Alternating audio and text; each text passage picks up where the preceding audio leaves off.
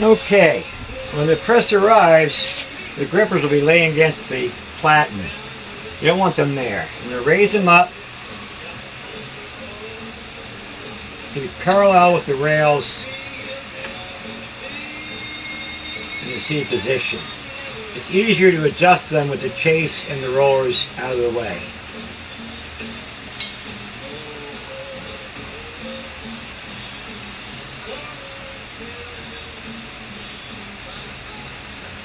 Now I've added this paper clamp to the side. It can serve as a secondary finger to pull paper back from the form. We may or may not use that. You put your chase in, you slide it in here, voila, you're in place. And then set this box aside and open the second box, which opens like a pizza box. This one you cut along the front edge, along the sides, and flip open.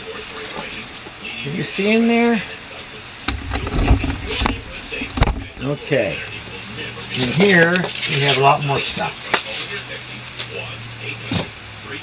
First thing is we have your rollers.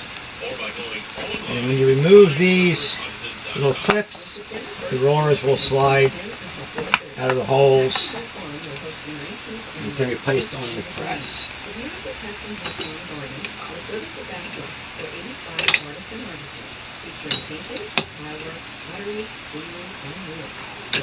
Push the hooks down, set the rollers in.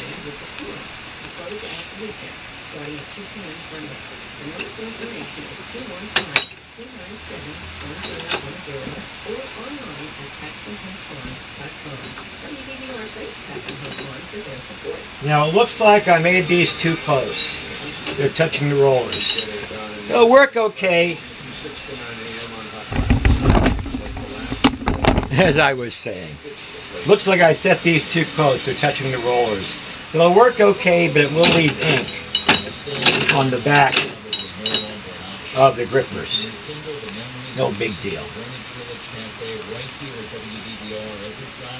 You bring it a little closer if you want to. You don't need to. Alright, at this point, you'll have ink in this kit here, which contains blue, red, white, and yellow Van Sun rubber-based inks. With these 4 tubs, you can mix a lot of colors. And I'm also including an ink knife for the ink and some of the red towels I like using in my shop. Go get a bundle at Home Depot. They're really handy to have. Better than using socks and old rags. I've also included an empty Dove soap container, which I use as my container for my mineral spirits. It's very handy. I'm sorry I didn't make a label for it, but I recommend you please make a label to put on there and label what you've got. Alright.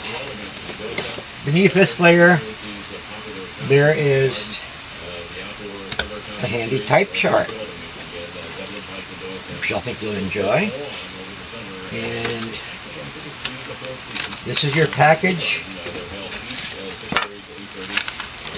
of tinted paper. You've got 25 top sheets and an equivalent amount of packing sheets to cut shorter. We also have the chase we're going to use today. Take yours out, set it aside, and put mine in because mine's got the form that we're going to print. And this will get closed back up again.